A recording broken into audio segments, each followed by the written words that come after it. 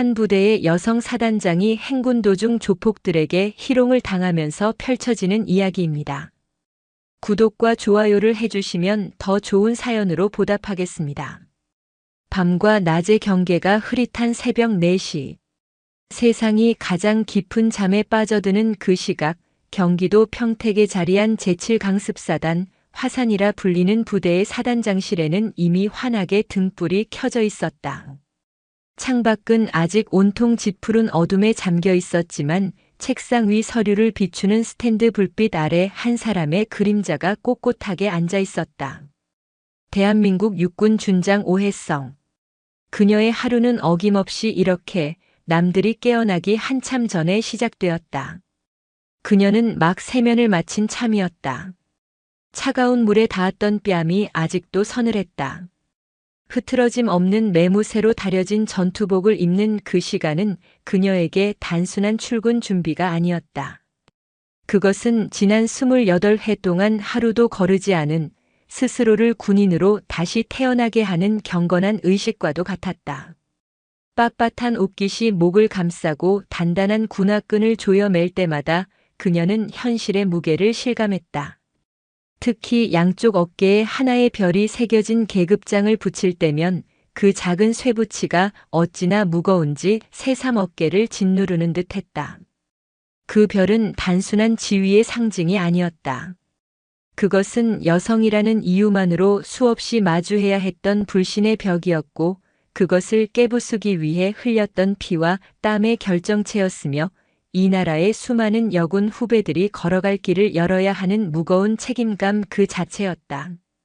책상 한편에 놓인 낡은 사진틀 속에서 앳된 얼굴의 소위 오해성이 웃고 있었다.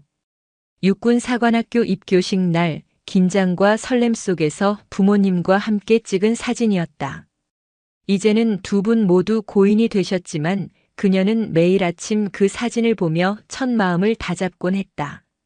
조국을 위해 모든 것을 바치겠다던 그날의 맹세를 그녀는 단 한순간도 잊어본 적이 없었다. 그녀는 서류 더미로 시선을 돌렸다. 밤새 들어온 보고서들은 마치 살아있는 생물처럼 각 부대의 희로애락을 품고 있었다. 어느 부대는 훈련을 성공적으로 마쳤고 어느 병사는 아픈 가족 때문에 마음고생을 하고 있으며 어느 장비는 노후되어 교체가 시급하다는 내용들이 빽빽했다. 그녀는 그 모든 것을 자신의 일처럼, 아니 제 몸의 일부처럼 세세하게 살폈다. 얼마 지나지 않아 문을 두드리는 소리가 들렸다. 들어오세요. 한치의 흐트러짐 없는 목소리에 문이 열리고 류승환 소령이 경례와 함께 들어섰다. 그는 오해성의 비서실장으로 처음 그녀를 보좌하라는 명령을 받았을 때 내심 가졌던 편견을 부끄러워하며 이제는 누구보다 그녀를 깊이 존경하는 충직한 부하였다. 그의 눈에 비친 오해성은 단지 여성이기 이전에 그가 이제껏 만나본 그 어떤 지휘관보다도 강하고 지혜로운 진정한 군인이었다. 장군님, 너무 이른 시간부터 애쓰십니다. 건강을 생각하셔야 합니다. 류 소령이야말로 잠은 좀 잤소? 절다고 몸을 함부로 쓰면 안 됩니다.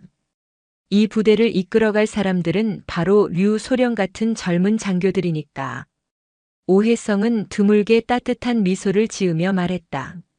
하지만 그 미소 속에서도 그녀의 눈빛은 정비고에서 올라온 장비 보고서의 미심쩍은 부분을 놓치지 않고 있었다.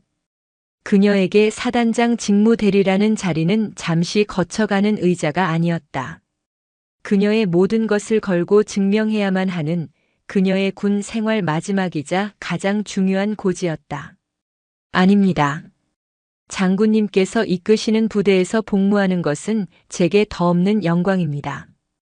밤새 특이사항은 없었으나 3대대 주력 장갑차의 유압 계통에서 미세한 누유 현상이 재발했다는 보고가 있었습니다. 정비대대에서 원인을 찾고 있으나 뚜렷한 해결책을 찾지 못해 고심하는 듯합니다. 보고를 들은 오해성의 미간이 살짝 찌푸려졌다. 그녀는 자리에서 망설임 없이 일어섰다. 글자로만 봐서는 알 수가 없지. 기름 냄새라도 직접 맡아봐야 답이 보일 때가 있는 법이요. 같이 가봅시다. 그녀의 리더십은 언제나 이처럼 현장을 향해 있었다. 그녀는 책상 위에서 지시만 내리는 지휘관이 아니라 가장 낮은 곳의 문제까지 직접 두 발로 찾아가 두 눈으로 확인해야만 직성이 풀리는 야전 군인이었다. 정비고에 도착하자 매캐한 기름 냄새와 기계음이 그들을 맞았다. 거대한 위용을 자랑하는 장갑차 아래에서 몇몇 정비병들이 땀 흘리며 씨름하고 있었다. 오해성은 주저없이 정비병들이 건네는 작업복으로 갈아입고 기름때가 가득한 장갑차 밑으로 스스럼없이 몸을 눕혔다. 어디가 문제라고 하던가? 이쪽인가? 그녀는 손전등을 비추며 능숙하게 내부를 살피더니 손가락으로 한 부분을 짚었다. 그곳은 정비병들도 미처 생각지 못했던 아주 미세한 연결 부위였다. 그녀는 단순히 지시하는 것이 아니라 자신의 오랜 경험에서 우러나온 기술적인 조언들을 정비대 대장과 나누었다. 정비병들은 자신들의 상관과 전문적인 대화를 나누는 것도 모자라 직접 기름때를 묻혀가며 해결책을 찾는 여장군의 모습에 놀라움을 넘어선 깊은 경외감을 느꼈다. 그때 장갑차 옆에서 부품을 나르던 한 병사가 발을 헛디뎌 주저앉았다. 최일병이었다. 군 생활에 잘 적응하지 못해 늘 주눅이 들어있던 그는 사단장이 바로 옆에 있다는 사실에 긴장한 나머지 실수를 저지른 것이었다. 그는 얼굴이 새빨개져 어쩔 줄 몰라 했다. 이병, 최일병, 죄송합니다. 모두의 시선이 그에게 쏠린 순간 오해성은 아무렇지 않게 다가가 그의 어깨 위 먼지를 털어주며 일으켜 세웠다. 괜찮네. 누구나 실수는 하는 법이야. 다친 데는 없나? 그녀는 꾸짖는 대신 그의 안위를 먼저 물었다. 그리고는 그의 군화를 물끄러미 내려다보았다. 한쪽 끈이 조금 헐겁게 매어 있었다. 최일병. 군화끈은 단단히 매야 하네. 그저 신발끈이 아니야. 전장에서는 그 끈 하나가 자네의 발을 지켜주고 나아가 목숨을 지켜줄 수도 있는 생명줄일세. 모든 것은 이렇게 사소한 것에서부터 시작되는 법이지. 앞으로는 한 번 더 신경 쓰도록 하게. 알겠나? 따뜻했지만 그 안에 단단한 심지가 있는 목소리였다. 최일병은 고개를 들지 못했지만 처음으로 느껴보는 종류의 관심에 가슴 한구석이 뜨거워지는 것을 느꼈다. 언제나 문제와 취급만 받던 자신을 한 사람의 군인으로서 존중해주고 걱정해주는 지휘관. 그는 그 순간 자신도 모르게 군화끈을 고쳐 매고 싶은 강한 충동을 느꼈다. 며칠 뒤 대한민국 육군 전체를 긴장시키는 명령이 합동참모본부로부터 화산사단에 직접 하달되었다. 그것은 기존의 모든 훈련 계획을 전면 중지하고 미래 전장의 양상이 될 도심 환경에서의 전투 능력을 검증하는 새로운 형태의 대규모 기동 훈련을 실시하라는 내용이었다. 전군 최초로 실시되는 이 훈련의 첫 번째 시험 부대로 화산사단이 지목된 것이다. 그것은 사단의 전투력을 최고로 인정한다는 영광인 동시에 그 어떤 실수도 용납되지 않는 무거운 십자가이기도 했다. 사단 사령부의 작전 회의실. 거대한 평택시의 위성사진이 벽면을 가득 채운 가운데 무거운 침묵이 공기를 짓눌렀다.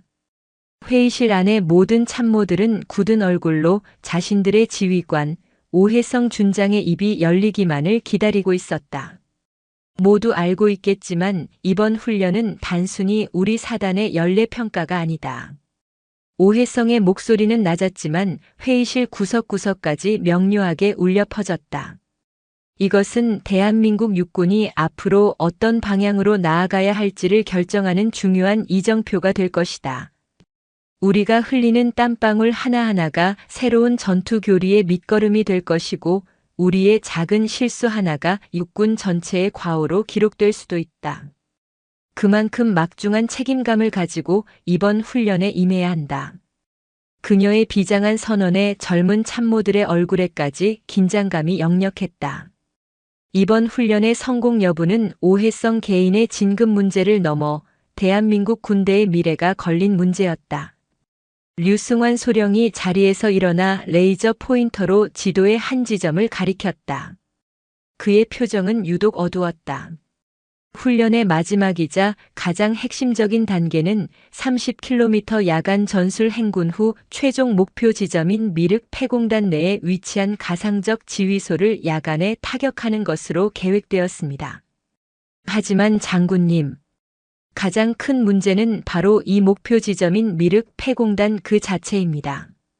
그곳은 십수년 전 대규모 공단으로 개발되다가 시공사의 부도로 흉물스럽게 버려진 땅이었다. 이제는 시의 행정력조차 미치지 못하는 치외법권 지대로 변해 평택 지역을 중심으로 암약하는 악질적인 폭력 조직 독사파의 소굴이 되었다는 소문이 파다했다. 장군님, 너무 위험한 선택입니다. 굳이 예측 불가능한 위험이 도사리고 있는 곳을 목표로 설정할 필요는 없다고 판단됩니다. 조직 폭력배들과의 사소한 마찰이라도 발생한다면 훈련 전체가 수포로 돌아갈 뿐만 아니라 언론에 좋은 먹잇감이 될 것입니다. 인근의 안정한 야산지대로 목표를 변경하는 것을 재고해 주십시오. 한 작전 참모가 용기를 내어 건의했다. 회의실에 있는 대부분의 참모들이 고개를 끄덕일 만큼 합리적이고 안전한 제안이었다. 그러나 오해성은 미동도 없이 고개를 저었다. 그녀의 눈빛은 오히려 도전적인 빛으로 타오르고 있었다. 아니, 우리는 계획대로 미륵 폐공단을 향해 간다. 장군님, 부디 현명한 판단을.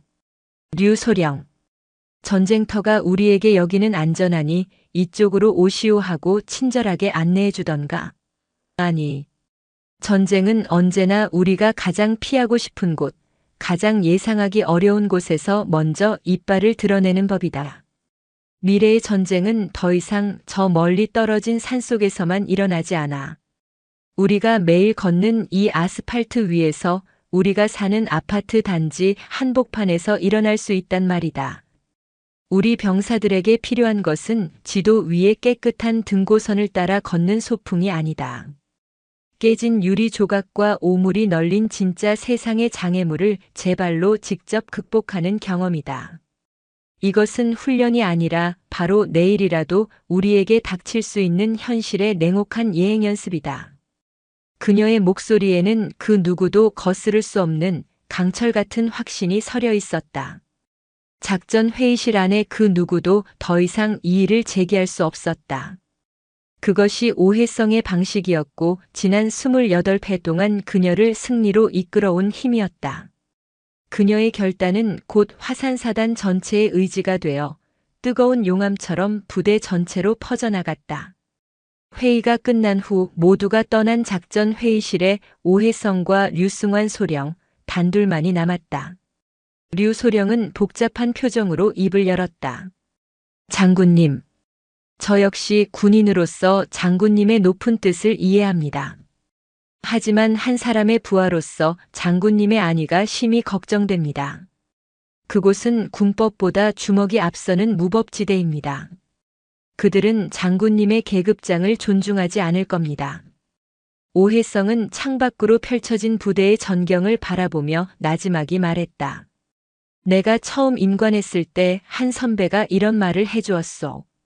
군인의 계급장은 존중받기 위해 다는 것이 아니라 그 무게만큼의 책임을 지기 위해 다는 것이라고. 내 어깨의 별이 부하들의 안전보다 내 개인의 안위를 먼저 걱정하게 만든다면 그건 더 이상 별이 아니라 무거운 쇳덩이에 불과하오. 걱정하지 말게, 류소령. 모든 책임은 내가 지는 것이니. 그녀의 담담한 말에 류소령은 더 이상 아무 말도 할 수 없었다. 그는 그저 상관의 명령에 모든 것을 걸고 따를 것을 다시 한번 다짐할 뿐이었다. 화산사단의 훈련은 말 그대로 지옥도의 현장이었다. 쉴 새 없이 터지는 포연 속에서 병사들은 실제 전장을 방불케 하는 강도 높은 훈련을 소화해야 했다. 화생방 훈련실의 문이 열렸을 때 병사들은 눈물과 콧물을 쏟아내며 뛰쳐나왔지만 그들의 눈빛에는 고통을 이겨냈다는 도끼가 서려 있었다. 수십 미터 상공의 헬기에서 외줄 하나에 몸을 의지해 뛰어내리는 레펠 훈련에서는 공포에 질려 비명을 지르면서도 결국에는 모두가 임무를 완수해냈다. 최일병 또한 그 지옥의 한가운데에 있었다. 처음에는 그저 이 힘든 시간이 빨리 지나가기만을 바라며 마지못해 몸을 움직였다. 하지만 훈련이 거듭될수록 그의 안에서 무언가 달라지고 있었다. 진흙탕 참호 속에서 자신보다 지친 동기의 군장을 대신 들어주었고 완전 군장 구보에서 낙오하려는 전우의 등을 떠밀며 함께 뛰었다. 그는 자신도 모르는 사이에 나가 아닌 우리를 생각하는 법을 배우고 있었고 그것이 군인이라는 존재의 첫걸음이라는 것을 어렴풋이 깨닫고 있었다. 오해성 준장은 멀리서 그런 그의 변화를 묵묵히 지켜보며 희미한 미소를 지었다. 그리고 마침내 훈련의 마지막 밤이 찾아왔다. 30km 야간 전술 행군. 그것은 육체의 한계를 시험하는 마지막 관문이었다. 완전 군장을 갖춘 수천의 병사들이 어둠이 삼킨 아스팔트 도로 위로 끝없는 행렬을 이루었다. 낮 동안의 폭염과 격렬한 훈련으로 병사들의 체력은 이미 바닥을 드러낸 지 오래였다. 어깨를 짓누르는 군장의 무게는 마치 거대한 바위덩이 같았고 전투화 속 발바닥은 수백 개의 바늘이 동시에 찌르는 듯한 통증을 호소했다. 하하, 이제 한 걸음도 못 걷겠다. 최일병의 옆에서 걷던 동기가 거의 울먹이며 중얼거렸다. 최일병 역시 마찬가지였다. 다리가 더 이상 자신의 것이 아닌 것처럼 느껴졌고 포기라는 달콤한 유혹이 독처럼 온몸으로 퍼져나갔다. 내가 왜 여기서 이 고생을 하고 있나? 군 생활에 대한 근본적인 회의감이 다시 고개를 들었다. 바로 그때였다. 칠흑 같은 어둠을 뚫고 행군 대열의 가장 선두에서 울려 퍼지는 목소리가 있었다. 병사들과 똑같은 군장을 메고 똑같이 땀 흘리며 걷고 있던 오해성 준장의 목소리였다. 확성기를 통해 증폭된 그녀의 목소리는 지친 병사들의 귓전을 때렸다. 힘든가? 대답은 들리지 않았다. 모두가 대답할 힘조차 남아있지 않았다. 대답, 힘드냐고 물었다. 악, 괜찮습니다. 마치 땅 밑에서 기어나오는 듯한 힘없는 목소리가 여기저기서 터져나왔다. 그 목소리로 고향에 계신 어머니께 안부 전화나 제대로 하겠나. 지금부터 내가 노래 하나를 가르쳐 주겠다. 내가 너희들처럼 어리고 풋풋했던 사관생도 시절 죽고 싶을 만큼 힘든 행군길에서 포기하려 했을 때 나를 일으켜 세워주었던 노래다. 오해성은 직접 군가를 부르기 시작했다. 그것은 군가책에 실린 세련된 노래가 아니었다. 투박하고 거친 이름 없는 병사들의 입에서 입으로 전해져 내려온 듯한 구슬픈 가락이었다. 어머니, 나 군대 간다. 허리에 총을 메고 이 한몸 조국에 바쳐 나 다시 돌아올 때. 가수의 노래처럼 아름답지는 않았지만 28해의 군 생활이 담긴 그녀의 목소리에는 그 어떤 명곡도 담아내지 못할 깊은 울림과 진정성이 있었다. 처음에는 몇몇 간부들이 멋쩍게 따라 부르기 시작했다. 그 작은 노랫소리는 이내 지친 병사들의 입으로 옮겨붙었다. 하나둘씩 따라 부르는 목소리가 모여 어느새 수천의 합창이 되어 평택의 밤하늘을 가득 메웠다. 최일병은 자신도 모르게 목청껏 노래를 부르고 있었다. 신기하게도 노래를 부르자 발바닥에 통증이 가시는 듯 했고 어깨를 짓누르던 군장의 무게도 견딜만하게 느껴졌다. 그의 시선은 저 멀리 대열의 가장 앞에서 꼿꼿한 자세로 걷고 있는 오해성 준장의 뒷모습에 고정되었다. 그녀는 그저 높은 곳에서 명령만 내리는 지휘관이 아니었다. 가장 어둡고 힘든 길을 가장 앞에서 걸으며 노래로서 지친 병사들의 영혼을 일으켜 세우는 진정한 리더였다. 거대한 합창 소리와 함께 행군 대열은 묵묵히 전진했다. 그들의 발걸음에는 다시 힘이 실리고 있었다. 하지만 그들 앞에는 진짜 지옥의 입구 독사가 검은 이빨을 드러낸 채 기다리는 미륵 폐공단이 그 거대하고 음산한 그림자를 들이우고 있었다. 자정이 훌쩍 넘은 시각 마침내 행군 대열의 선두가 미륵 폐공단에 도착했다.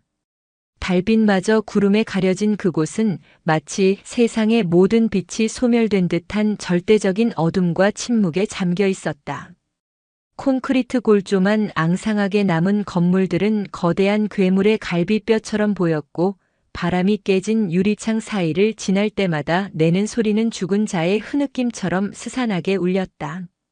공기 중에는 눅눅한 먼지와 곰팡이 그리고 정체 모를 부패의 냄새가 섞여 코를 찔렀다. 선두 수색대가 소리 없이 내부로 침투하여 정찰을 시작한 지 얼마 지나지 않았을 때였다. 지지직거리는 잡음과 함께 무전기에서 다급하고 격앙된 보고가 터져나왔다. 여기는 알파. 중앙광장에서 정체불명의 민간인 수십 명과 조우했다. 술과 약물에 취한 것으로 보이며 극도로 공격적이다. 현재 아군을 포위하고 위협 중. 반복한다. 위협 중이다.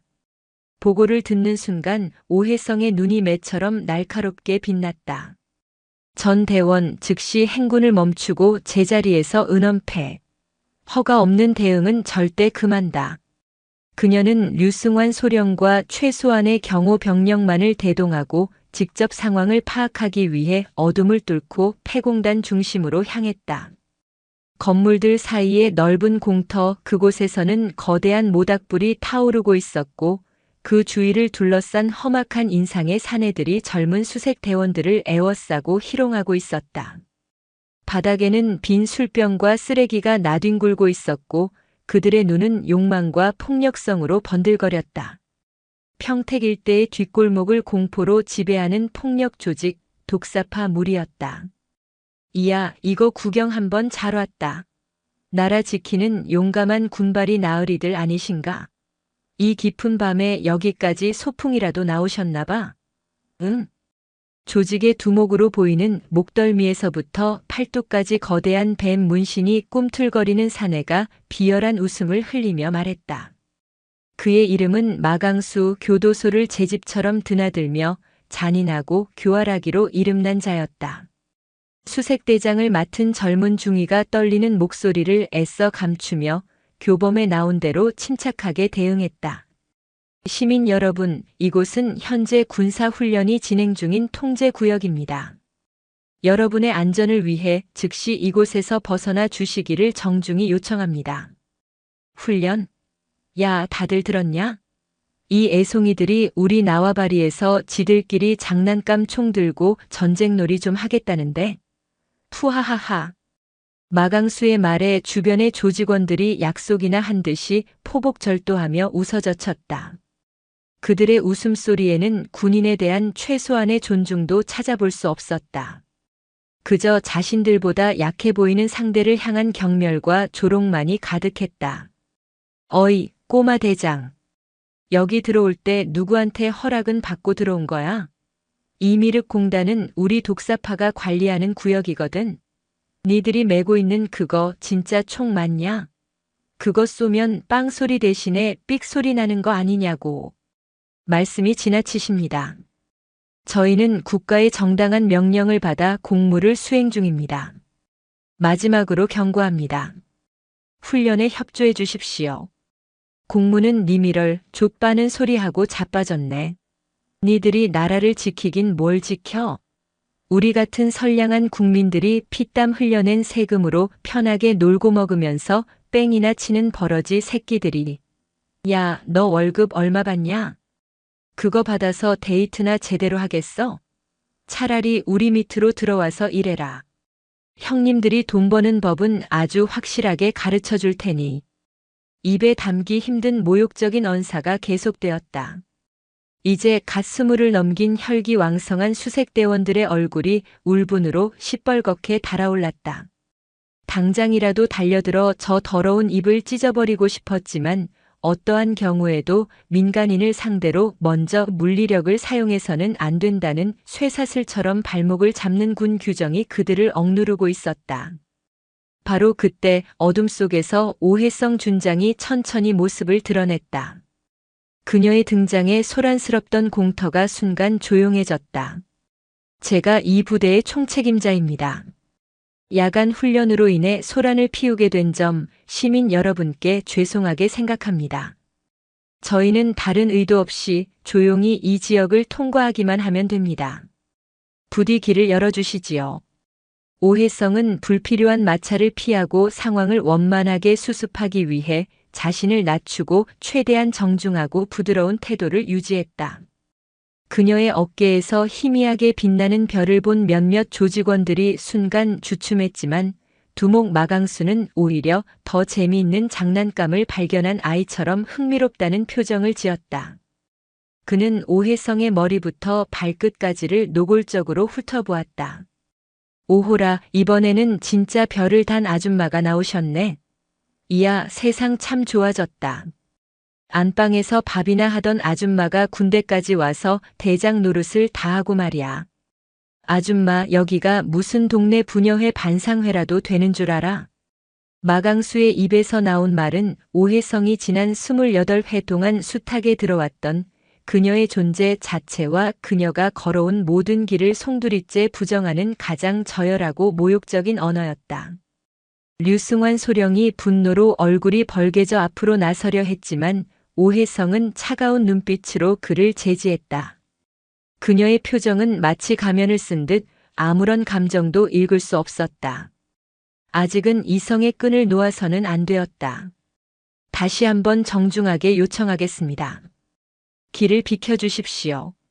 정당한 공무 집행을 방해하는 행위는 현행법에 따라 엄중한 처벌을 받을 수 있습니다. 처벌? 웃기지 마쇼. 싫은데? 여기가 니들 집 안방이야? 지나가고 싶으면 통행료를 내야 할 거 아니야. 세상에 공짜가 어딨어. 마강수는 역겨운 미소를 지으며 오해성의 코앞까지 다가왔다. 그의 몸에서 풍기는 지독한 술 냄새와 땀에 찌든 담배 냄새가 역하게 코를 찔렀다. 통행료를 뭘로 받을까나? 아줌마, 나이는 좀 들어 보여도 아직 피부는 고우시네. 그 몸으로라도 한번 갚아보시든가. 그 말이 떨어지는 순간 류승환 소령과 경호 병력들이 일제히 소총의 안전장치를 풀며 겨누었다. 그 더러운 주둥이 당장 닥치지 못해 이 쓰레기 같은 놈아. 하지만 마강수는 눈 하나 깜짝하지 않았다.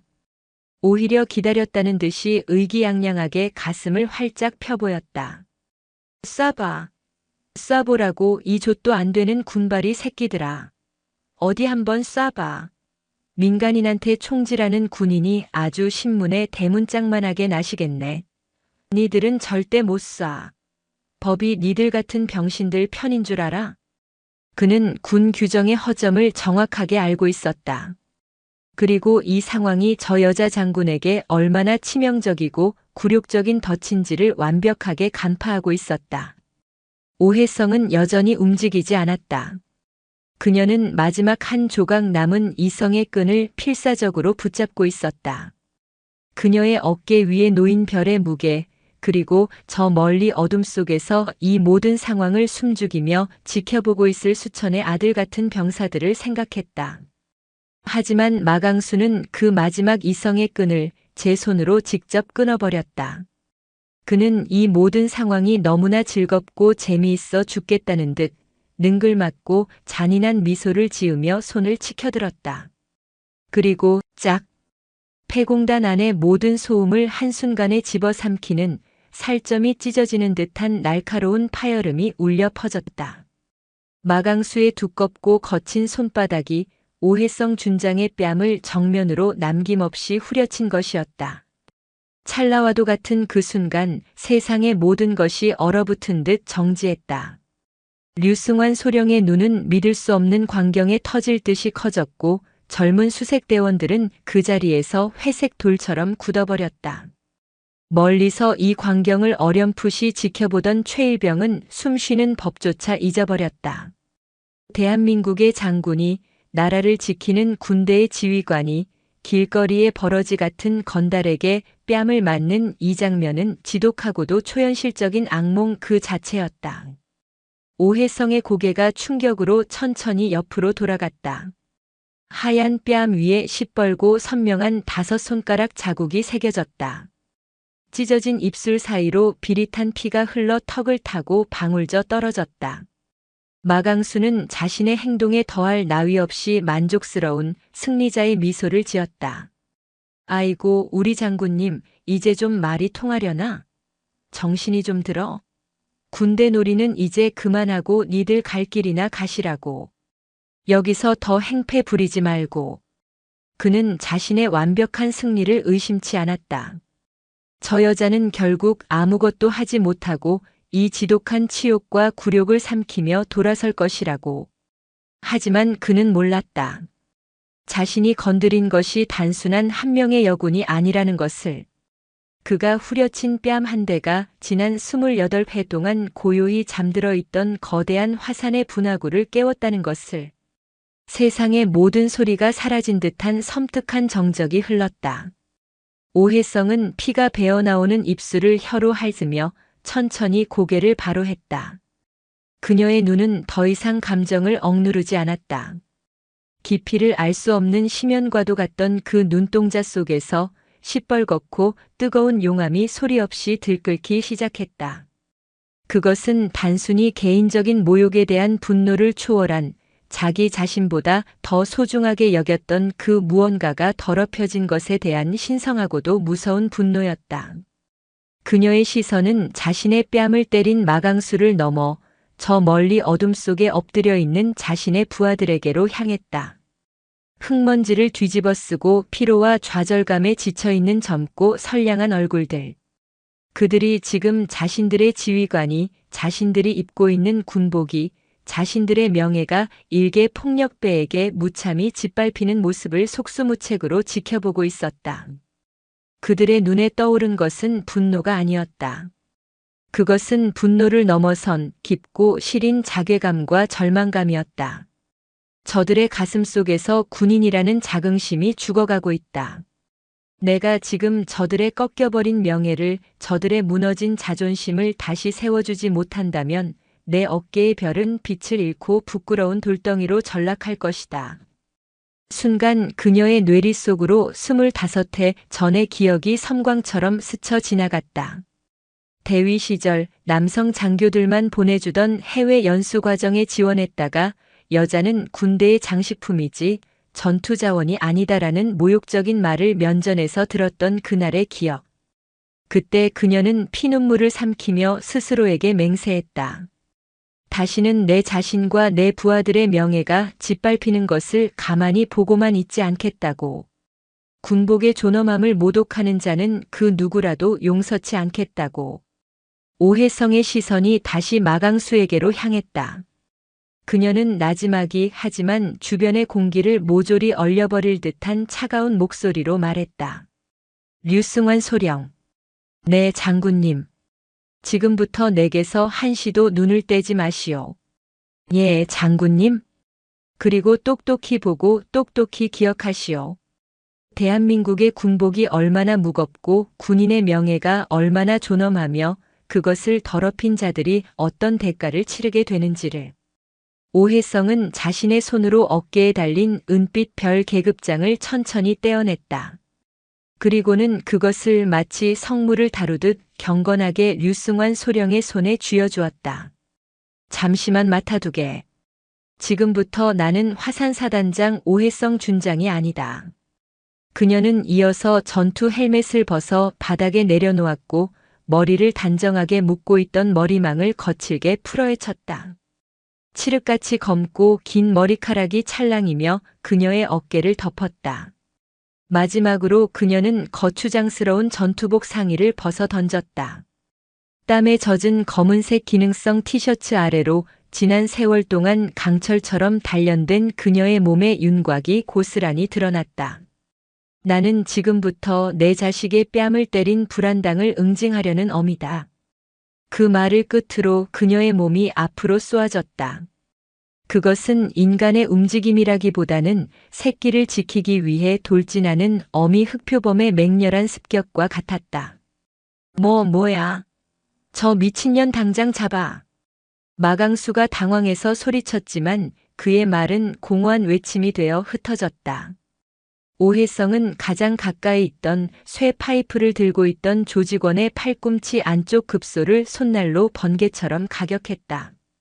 뚜둑하는 뼈가 어긋나는 소름 끼치는 소리와 함께 거구의 사내의 팔이 부자연스러운 각도로 꺾였고 그는 비명조차 지르지 못한 채 바닥에 쓰러져 경련했다.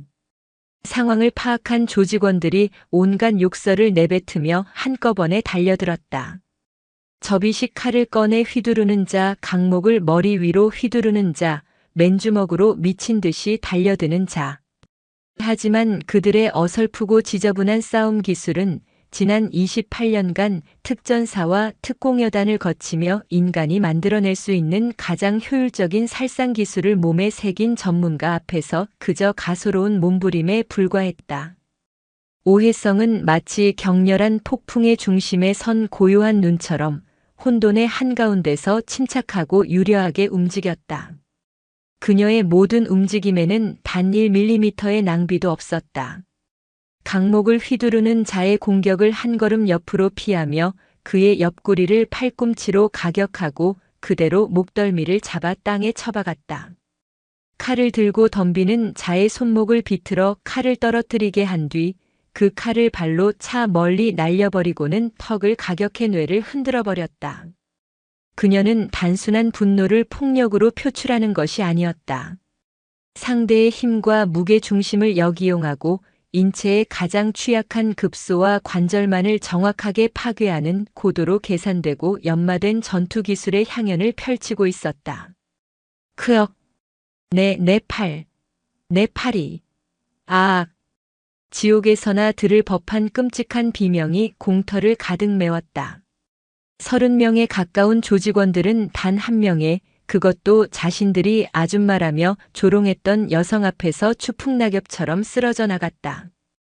그들은 자신들이 지금 무엇을 상대하고 있는지조차 이해할 수 없었다.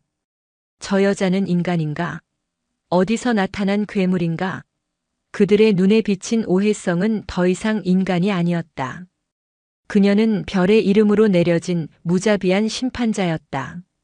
류승환 소령과 젊은 병사들은 그저 넋을 잃고 그 압도적이고도 처절한 광경을 지켜볼 뿐이었다. 그들이 알던 장군님은 엄격했지만 늘 이성적이고 합리적인 지휘관이었다.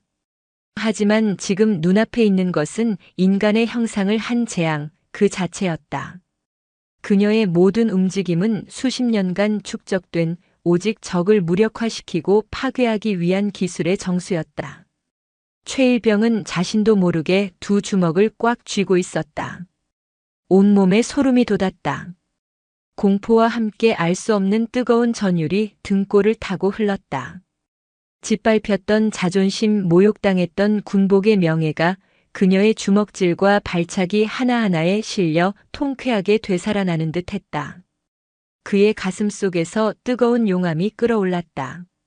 저것이 진짜 군인이었다. 저것이 진짜 지휘관이었다. 저것이 바로 내가 목숨 걸고 따라야 할 나의 별이었다. 불과 10분도 되지 않아 공터에는 두목 마강수를 제외한 모든 조직원이 끔찍한 고통 속에 신음하며 나뒹굴고 있었다. 뼈가 부러지고 인대가 끊어졌을지언정 목숨이 위험한 자는 없었다. 그녀는 분노 속에서도 냉철하게 정확히 전투 능력만을 빼앗았던 것이다. 이제 흙먼지가 자욱한 공터에는 오해성과 마강수 단둘만이 서 있었다. 마강수의 얼굴에서는 오만함과 비열함이 깨끗이 사라지고 맹수 앞에 선 초식동물 같은 원초적인 공포만이 남아 있었다. 그는 비틀거리며 뒷걸음질 쳤다. 오지 마, 이 괴물 같은 년. 오해성은 아무 말 없이 피가 묻은 손을 털며 천천히 그에게 다가갔다. 그녀의 군화가 자갈과 깨진 유리를 밟는 소리가 그의 심장을 짓누르는 사형 집행인의 발걸음 소리처럼 들렸다. 내 놈이 그랬지. 군대가 부녀회 노름이냐고. 얼음보다 차갑고 서리보다 매서운 목소리였다. 그래. 군대는 놀이가 아니다. 이 나라와 국민을 지키기 위해 자신의 가장 빛나는 청춘과 목숨까지도 기꺼이 담보로 잡힌 사람들의 신성하고도 엄숙한 의무다. 그녀가 다시 한 걸음 다가섰다. 마강수는 공포에 질려 다리가 풀리며 바닥에 털썩 주저앉아 버렸다. 내 놈이 그랬지. 내 어깨에 별이 우승이냐고. 이 별 하나를 달기 위해 내가 어떤 피와 눈물을 강물처럼 흘려보냈는지 내 놈 같은 세상의 버러지가 감히 헤아릴 수나 있을 것 같으냐? 마침내 오해성은 마강수의 코앞에 섰다. 그리고는 그의 멱살을 한 손으로 마치 넝마 조각처럼 잡아 끌어올렸다. 자, 이제 내 놈이 모독한 그 모든 것들에 대한 대가를 내 놈의 비천한 몸뚱이로 직접 치를 시간이다. 그녀는 마강수를 아까 자신이 뺨을 맞았던 바로 그 자리에 질질 끌고 가 세웠다. 그리고는 천천히, 아주 천천히 손을 들어 올렸다. 마강수는 다가올 고통에 대한 공포로 눈을 질끈 감았다. 하지만 그녀의 손은 그의 뺨을 때리지 않았다. 대신 그의 뺨을 마치 어린아이를 어루만지듯 부드럽게 감쌌다. 그리고는 그의 귓가에 지옥의 사자가 내리는 마지막 선고처럼 속삭였다. 나는 너와 다르다. 나는 약자를 짓밟고 희롱하며 살아가는 너 같은 폭력배가 아니라 약자를 지키고 보호하기 위해 존재하는 군인이니까. 하지만 명심해라. 부드럽게 뺨을 감쌌던 그녀의 손에 갑자기 사람의 것이라고는 믿기지 않는 엄청난 힘이 들어갔다. 우두둑 하는 끔찍한 소리와 함께 마강수의 턱뼈가 어긋나는 극심한 고통이 온몸으로 퍼져나갔다. 다음에 또다시 내 부하들을, 이 나라의 자랑스러운 군인들을 모욕하는 날에는 내 놈의 그 더러운 턱뼈가 아니라 목뼈를 뽑아버릴 것이다. 그녀는 비명도 지르지 못하는 마강수를 쓰레기처럼 바닥에 내팽개쳤다. 오해성은 고통 속에 나뒹구는 마강수와 그의 부하들을 벌레 보듯 싸늘하게 내려다보았다. 그리고는 어둠 속에 숨죽이고 서 있던 자신의 병사들을 향해 사자후와도 같은 목소리로 외쳤다. 전 대원 모두 일어서라. 그녀의 목소리에는 거스를 수 없는 힘이 있었다. 흙먼지 속에서, 어둠 속에서 수천 명의 병사들이 약속이나 한 듯이 일제히 자리에서 일어섰다. 그들의 눈은 더 이상 피로와 절망에 젖어 있지 않았다. 대신 경의와 존경, 그리고 화산처럼 들끓는 뜨거운 충성심으로 활활 불타오르고 있었다. 오해성은 쓰러져 신음하는 조직원들을 향해 다시 한번 명령했다. 전원, 내 부하들 앞에 무릎을 꿇고 사죄해라. 지금 당장. 그녀의 목소리는 법이었고 거역할 수 없는 심판이었다. 공포에 질린 조직원들은 부러진 팔다리의 고통도 잊은 채 서로를 부축하고 기어가며 젊은 병사들을 향해 무릎을 꿇었다. 평택의 뒷골목을 공포로 주름잡던 흉악한 폭력배들이 자신들이 그토록 무시하고 조롱했던 아들뻘밖에 되지 않는 젊은 군인들 앞에 머리를 조아리는 기이하고도 통쾌한 광경이 태공단의 공터에 펼쳐졌다. 똑똑히 고개 들어 이 얼굴들을 봐둬라. 너희들이 하찮게 여기고 모욕했던 이 젊은 군인들이 바로 너희 같은 인간들까지도 지키기 위해 자신의 청춘을 바치고 있는 위대한 영웅들이다. 오해성은 무릎 꿇은 그들을 향해 한 걸음씩 다가가며 말했다. 그녀의 군화가 자갈을 밟는 소리가 그들의 심장을 때리는 망치 소리처럼 울렸다. 너희들이 술에 취해 길거리에서 객기를 부리는 동안 이들은 뼛속까지 파고드는 추위 속에서 밤새도록 눈을 부릅뜨고 경계 근무를 선다. 너희들이 따뜻한 안방에 편히 누워 텔레비전을 보는 동안 이들은 찢어지는 폭염 속에서 피와 땀을 흘리며 조국을 지키는 법을 배운다. 그런데 감히 너희 따위가 이 신성한 군복을 모욕하고 이들의 명예를 짓밟아? 그녀는 바닥에 쓰러져 있던 마강수의 머리채를 잡아 끌어올렸다. 내 놈의 목소리로 내 부하들에게 그리고 내 놈이 더럽힌 이 군복에게 진심으로 사죄해라. 내 놈의 그 추악한 목소리가 저 멀리 행군 대열의 마지막 한 명에게까지 똑똑히 들리도록 외치란 말이다. 마강수는 공포와 고통, 그리고 태어나서 처음 느껴보는 지독한 치욕감에 온몸을 떨며 쥐어짜는 목소리로 절규했다. 잘못했습니다. 대한민국 군인 여러분, 저희가 정말 죽을 죄를 지었습니다. 정말 죄송합니다. 목소리가 작다. 다시. 죄송합니다. 정말 죄송합니다. 마강수의 절규를 시작으로 다른 조직원들도 필사적으로 소리치기 시작했다. 죄송합니다. 저희가 어리석었습니다. 다시는 군인들을 무시하지 않겠습니다.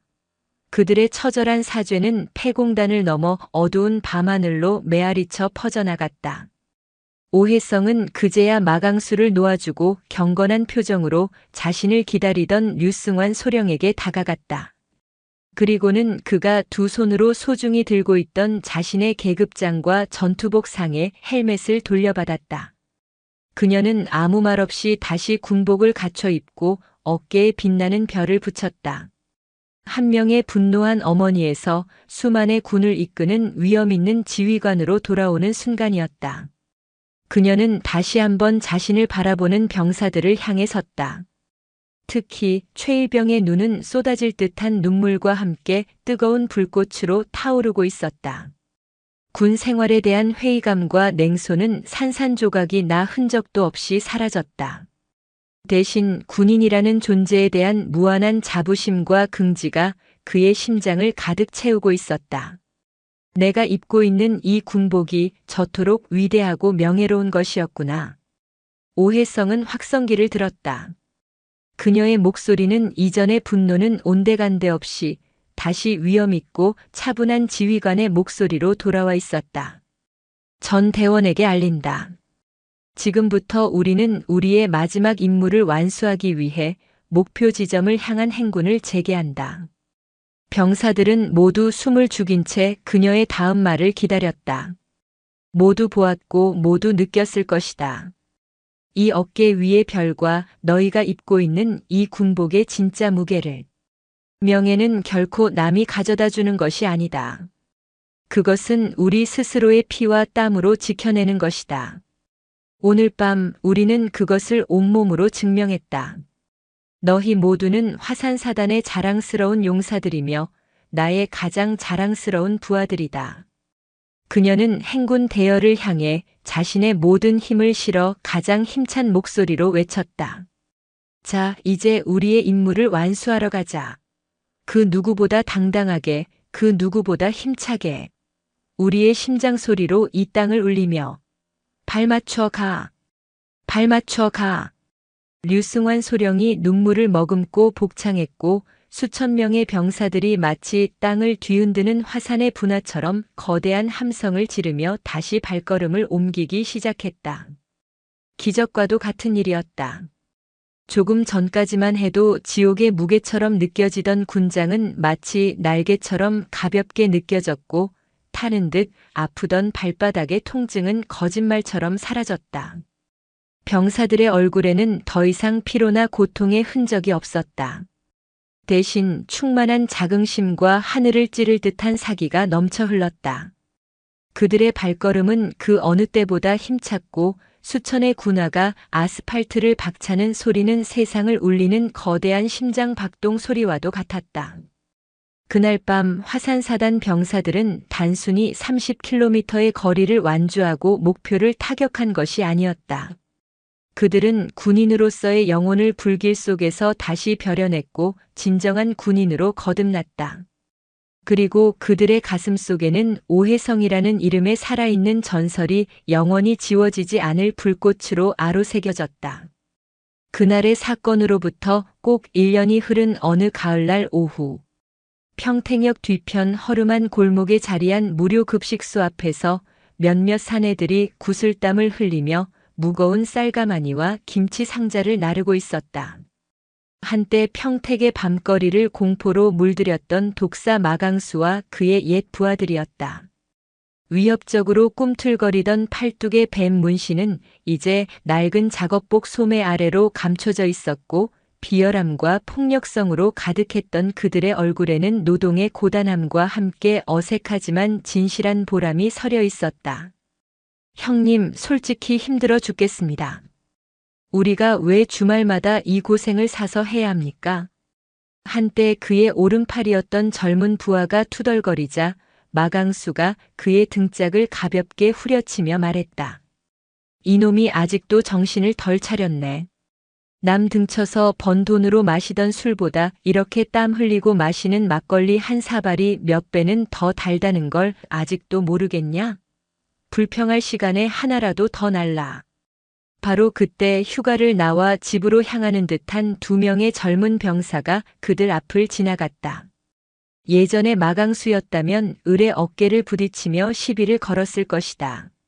하지만 그는 하던 일을 멈추고 벌떡 일어섰다. 그리고는 먼지를 털고 자세를 바로 한 뒤 허리를 90도로 깊숙이 숙이며 우렁찬 목소리로 외쳤다. 충성, 고생 많으십니다.